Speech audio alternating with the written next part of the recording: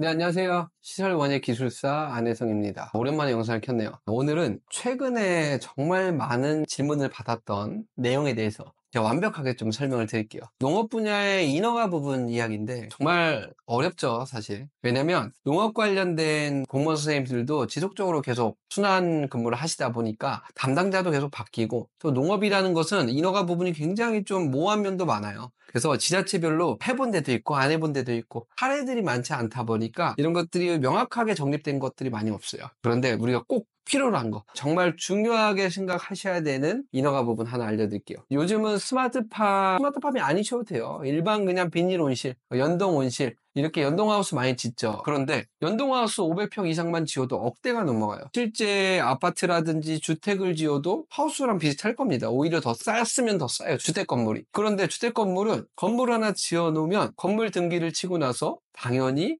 건축물에 대한 내 재산의 가치가 생기죠. 그런데 수억 원에 달하는 비닐온실, 스마트팜, 이 부분에 대한 것들은 건설을 하고 나면 어떠한 문서상에서도 내 재산으로 잡히는 것들이 없었어요. 기존에 계속 그래왔어요. 예를 들면 내가 3억짜리 땅에다가 3억짜리 비닐온실을 구축을 했어. 그런데 전산상에서는 그냥 3억짜리 현금을 써서 하우스를 진 것 뿐이지 아예 없습니다. 재산의 가치가 확인할 수 있는 방법이 없어. 당연히 그러면 은행 대출을 받기 위한 설정도 못 잡지. 왜냐면 이거 땅만 있는 거예요. 땅 위에 하우스가 3억짜리가 있든 없든 서류상이 없으니까. 그래서 19년도에 이게 처음 시행이 됐죠. 소유권 보존 등기를 비닐하우스에도 해주겠다. 그런데 조건이 있었어요, 그 당시에. 내용연수라고 해서, 내용연수는 품질 보증이랑 마찬가지예요. 피복에 대한 품질에 대한 내용연수가 10년 이상인 재질로 써야 된다는 조건이 붙어요. 그러면 비닐온실은 대부분이 뭐죠? 피오필름이에요. 폴리올레핀 재질. 피오필름은 장기성 필름인데도 불구하고 5년 이상 품질 보증이 안 나와요.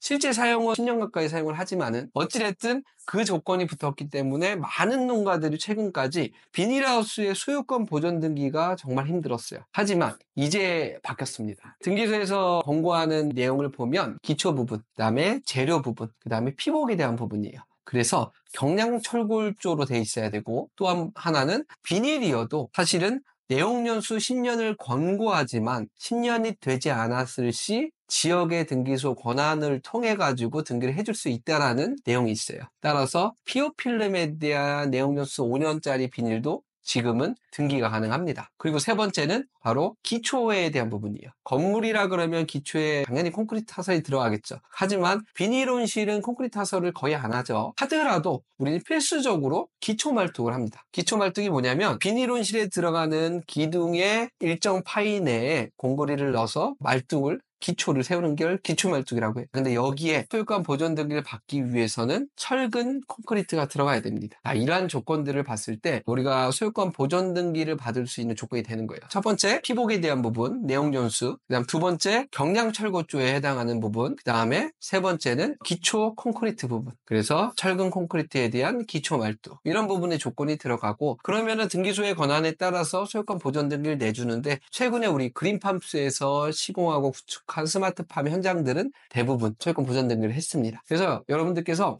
내 온실을 소유권 보존 등기하는 게 뭔 차이야? 이렇게 보시면 돼요. 5억 원짜리 비닐하우스를 지어요. 5억 원짜리 비닐하우스를 소유권 보존 등기를 하면 나는 5억 원에 대한 재산이 하나 생기는 겁니다. 그래서 내가 여기에 빚이 있었어. 빚을 다 갚으면 그때는 이 5억 원이라는 가치 평가를 받고 이거를 가지고 담보로 융자를 받아올 수 있어요. 그럼 우리가 뭐가 좋냐? 농어촌 진흥기금 있죠. 그럼 내가 하우스에 담보 설정권이 있으면 농어촌 진흥기금이 몇 프로죠? 1%입니다. 고정금리 1%. 1%의 청년이면 거치 기간이 어떻게 되죠? 5년이에요. 5년 거치 1%짜리 융자를 열심히 내가 농사해가지고 이 하우스에 대한 융자 다 갚았어. 나의 자산이 하나 생기는 겁니다. 그러니까 여러분들께서 이 소유권 보존 등기에 대한 부분들 꼭 한번 고려해 보셔야 돼요. 그러면 여기서 제가 더 핵심적인 걸 말씀드릴게요. 소유권 보존 등기를 하고 싶으시면 그 전 단계의 스텝들이 있어요. 지역에 따라 조금 다르지만 어찌됐든 첫 번째 단계는 통상적으로 가설건축물 축조신고를 해야 돼요. 가설건축물 축조신고는 이것도 좀 지역에 따라 좀 달라요. 그래서 비닐하우스에 대한 가설건축물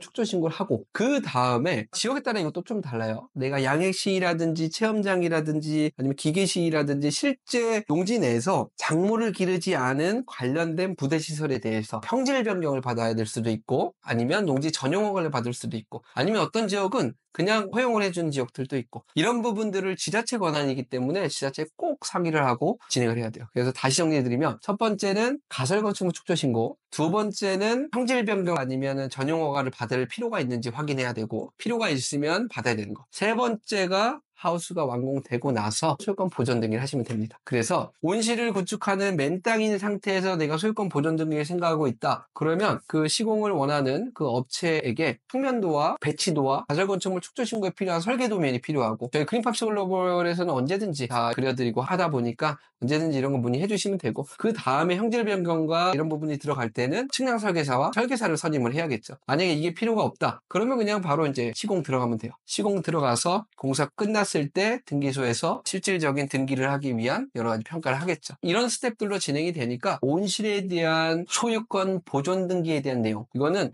제가 이제 통상적으로 진행해왔던 내용을 말씀드린 거니까 꼭 지자체 관련 부서와 한번 상의를 해보셔야 됩니다. 그럼 어디에서 상의를 해야 되냐? 일반적으로 이렇게 돼요. 농지허가 팀, 개발행위 팀, 그 다음에 등기소가 있겠죠. 그래서 건축가도 있고 가설건축물 축조신고 그 단계별로 담당 부서와 이야기를 하셔가지고 내 온실을 소유권 보존 등기 할 건지 말 건지 또 이제 앞으로에 대한 농업 창업에 있어서 내가 이 온실을 어떻게 운영할 건지 이런 부분들을 좀 계획해 보시기 바랍니다. 오늘 영상은 여기서 마무리하고요. 그린팜스 글로벌이 앞으로 올 1년에 많은 교육들이 진행이 돼요. 그래서 지금 청년 귀농 장기 교육은 이미 다 마감이 됐고요. 7월부터 9차수 일주일 단위의 40시간 프로젝트 프로그램을 계속 개최를 할 겁니다. 그래서 7월부터는 40시간의 스마트팜 전문 교육이 계속 주기적으로 있다고 보시면 돼요. 그래서 언제든지 이런 교육이나 온실 설계 시공 자문 기술사 사무소가 있기 때문에 감리, 설계 도서 발행 이런 게 필요하시면 연락 주시기 바랍니다. 이상 영상 여기서 마무리하도록 할게요. 감사합니다.